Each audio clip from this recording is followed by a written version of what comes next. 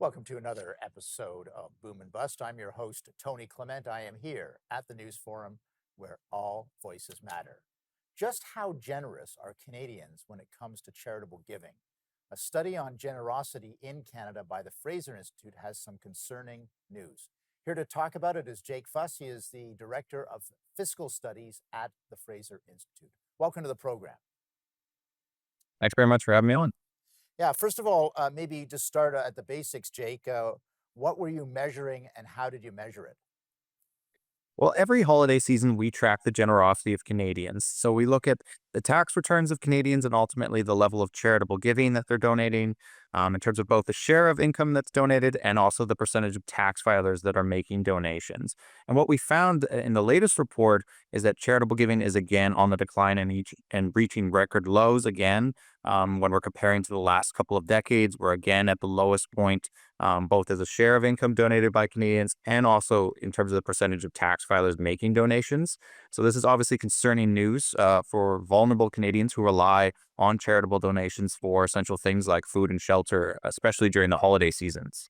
So, judging by what you've just said in terms of your measurements, has it sort of gone up and down like an oscillation, or is this a general trend down? Well, overall, we've generally seen a trend in terms of declining over the last 2 decades. Now, there have been oscillation periods throughout those 2 decades, but for the most part, we haven't really seen the peak donations since really the early to mid 2000s. That was really where we saw higher levels of charitable donations. We've basically seen declines since that point. Really, over the last decade in particular, it's been a pretty consistent decline in both categories that we were examining. And how would you characterize that decline? Is it 10%, 20%? Maybe give our audience a little bit of a drill down on what you're finding. Yeah, just to put this into perspective, about 2 decades ago, about 25% or so of tax filers were making donations. Now we're at about 17% of tax filers. So it's been a pretty substantial decline. Similarly, when we look at the share of income donated, it used to be about 0.6% of income that people were donating, and now it's at about 0.5% of income that people are donating. So it is a pretty substantial decline in generosity, even if the numbers don't sound too dramatic. This has been a pretty consistent trend that we've seen now for 2 decades, and it's really happened in all provinces across Canada as well.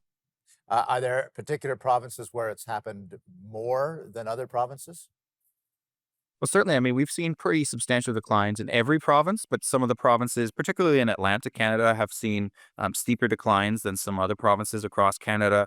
I mean, if we look at New Brunswick, for instance, they place lowest on our rankings in terms of the percentage of tax filers making donations. So they're now less than 15% of tax filers in that province making donations. If you look at a province like Quebec as well, they rank lowest in terms of the share of income donated at about 0.26% of their income donated to charitable organizations as well.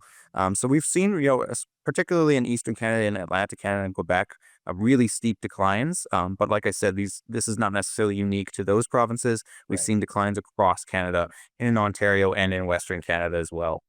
And do you have any data on age cohorts? Is this a more precipitous decline with younger people, or is it across the board? It's a good question. So ultimately, our data doesn't track it by age groups, but what we do know from some of the economic research is generally older Canadians are more likely to donate, and that makes a lot of sense when you consider that typically older Canadians are going to have more disposable income because they've been longer in the workforce. They've had more time to earn that income and have that more after tax income available to them than maybe a younger Canadian might. But we ultimately don't have the data available in this study to look at the different age cohorts and their levels of generosity in Canada. No, no, fair enough for sure. And let's start this conversation. We might have to take a bit of a break in the middle of it, but would like to get started on it. Now I'm on to the whys. Why is this happening? Have you jumped to any conclusions yet? The report doesn't look at the exact reasons why, but we do know from some of the economic research that ultimately the amount that people donate and how frequent people donate is usually sensitive to how much after tax income you have. And this is particularly a problem too in Canada right now if you have very high taxes and you also have rising cost of basic necessities, you're going to have less money left over in your pocket to use for other purposes, particularly for charitable donations, for instance. So that's Right. certainly one area where could be a problem. Jake, we're going to take a brief break. We'll be back at you after these commercial messages.